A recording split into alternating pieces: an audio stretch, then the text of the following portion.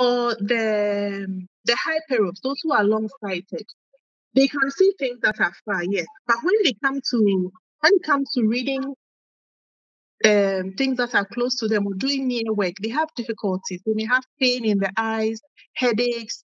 And so for these children, you may not even notice that they have a problem with their vision. But then they hate homework, they don't want to read. Some parents may think they are lazy, but it's because they have headaches and eye strain or pain when they do their homework or when they have to do anything near. They prefer to play around and all that. They can see you ask them to read. If you ask them to do a visual acuity check, they'll read 6-6, but then they have a refractive error, and it's because they are long-sighted. Now, for the short-sighted people in class, if they are sitting at the back, they can't see from the board. Then they have issues with handwriting, poor handwriting. Then the other issue is social issues. Now, for those who are very short-sighted, because they can't see afar, some friends may see them in the area and wave at them, and they want to wave back, not because they are antisocial, but because they didn't see them. People may refer to them as being rude because they don't talk to people. They seem to keep to themselves. But the truth of the matter is that most of the times they are only seeing what is directly in front of them. They can't see you, and all these things may take a while to pick up. So parents need to just monitor their children closely.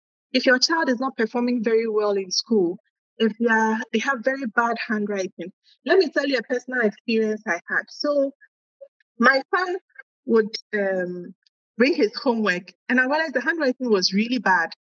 And then he would write double. So like he's writing that this is the dog, and then he writes that this is the dog again, like double of everything. And I could get so upset. Like, what is this? And it was because he had what we call a strabismus, where a type of strabismus, cross eyes. So each eye was seeing a different image. So he was seeing double. So he writes what he sees. So when you notice these things, it's always good to see an eye specialist. Just for emphasis, can you tell us these things that parents should see and worry about? And before then, let me tell you, I started wearing glasses in secondary school. And the first day I wore glasses, I never knew the world was so beautiful. Like I stood somewhere and I could see, I didn't know it was possible to see those many things. And I think even after I started wearing glasses, I just couldn't learn to be sociable because for a long time, everybody had said I was not friendly, I wasn't sociable. So by then I had become so antisocial that I couldn't learn this. And it was amazing. Before then, I used to identify people by their gaits because I couldn't see their face, by their gait and their height. That's how I always identified when my father was coming from anywhere. But I didn't know I was doing that. When I wore glasses and I saw his face from afar, then I knew that you could actually see people's faces from afar. Anyway, so for emphasis, can you tell us these things that parents should watch out for and suspect an eye or a vision problem? Okay. So from newborn, so wandering eyes, not looking at faces, poking the eye, bumping into objects. These are for the pre-verbal children or preschool children, bumping into objects. For school children, poor performance in school, bad handwriting, writing double, challenges in school, difficulty reading. All those are signs that your child may have problem with their vision. And if your child has bad handwriting, it doesn't mean they're going to become a doctor.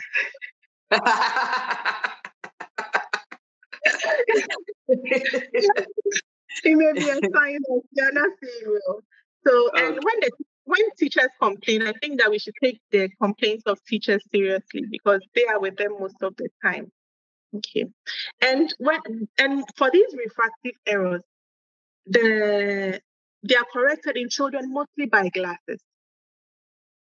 A lot of parents, when it comes to glasses, use in children is really a big problem in our setting, because most parents feel that that if the kids are too young to wear glasses, another concern is that if they wear the glasses, they'll be dependent on it. If they wear the glasses, then the eye problem will get worse. Now, what the glasses do, the glasses do not do anything. They don't change the structure of the eye. It's not like a drug you're applying to the eye. This is just something you are placing in the eye to help focus images for your child. It's an appendage. It's not a chemical. Okay. The lens in the glass is it's an optical instrument or object. It's just focusing light. It's not doing anything to the child. It's just helping your child to see better. Now, when you talk about your child becoming dependent on the glasses, it's like saying that the human body has natural oils, right? Yet we all put body cream. We put cream on our skin because we want it to glow. Does that mean that our skin has become dependent on the creams we use? No. Now, when the child wears the glasses, they see better. So they will want to keep wearing it because they want to keep seeing better. And that doesn't mean that they are dependent on the glasses. You are treating the condition that they have. What's the danger? For some children, in fact, they wear it for a while. And then as they grow, the error corrects as the eye, because I told you that the eye keeps developing until about 8 years. So as they grow older and with development of the eye, some of them outgrow the use of the glasses. They may eventually need it again in adulthood, but for some of them, they are fine. But for those who really need it, with those with high powers, they keep using it because it helps them see better.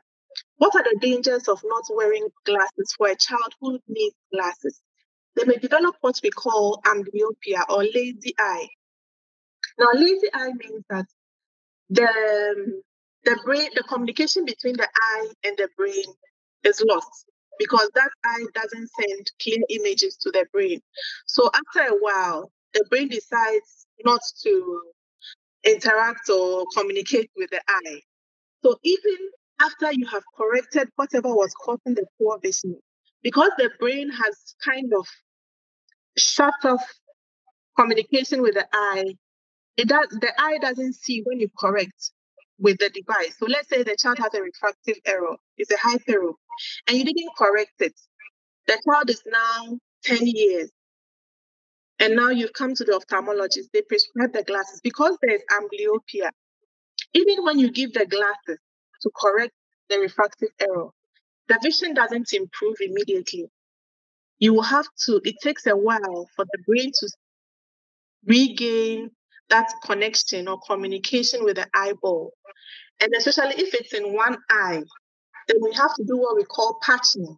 So you patch or cover the good eye so that the brain is forced to communicate with the amblyopic or the lazy eye.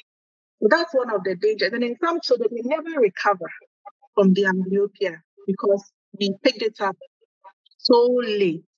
So I would want to make an appeal to parents that no child is too young to wear glasses.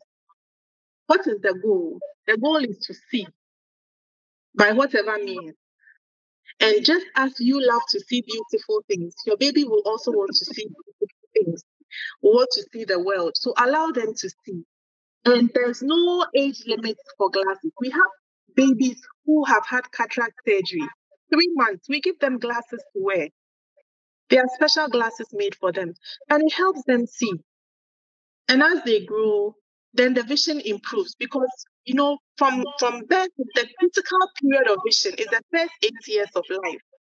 That is where all the stimulation takes place, particularly the first 2 years.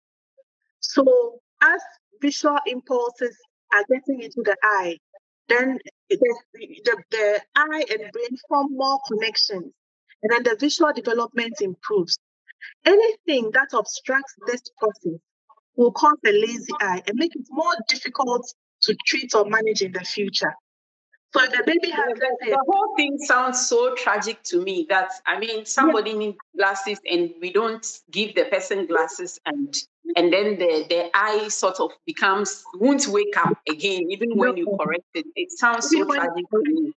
Yes, some time ago, I saw an 18-year-old, and his vision was counting fingers at 3 meters, meaning that he could only see 3 meters ahead of him. And this is a gentleman who is in school and he's struggling. And this is because he was a high error. He had a very high refractive error, very long sighted. And according to relations, he was prescribed glasses when he was much younger, but they thought he was too young to wear glasses. Oh. And he finally come when he's 18. When, at that age, everything is kind of set in stone. There's very little you can do. Yeah. So improving the boy's eyes, physically they look perfect. There's nothing wrong with the eyes, but the eye-brain connection is just not there. So these are some of the issues. And I think that we have to educate other school children, because sometimes what happens is that when kids are prescribed glasses when they go to school, then their peers tease them. They call them four eyes, call them dead, call them all kinds of names. So that is also an issue. So there's a little stigma, a little bit in the school. So we need to educate. Maybe the teachers can help with that as well.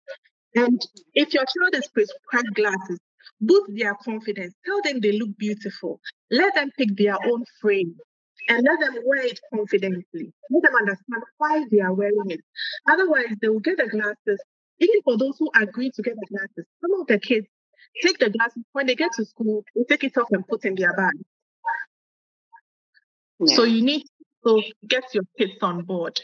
Yeah.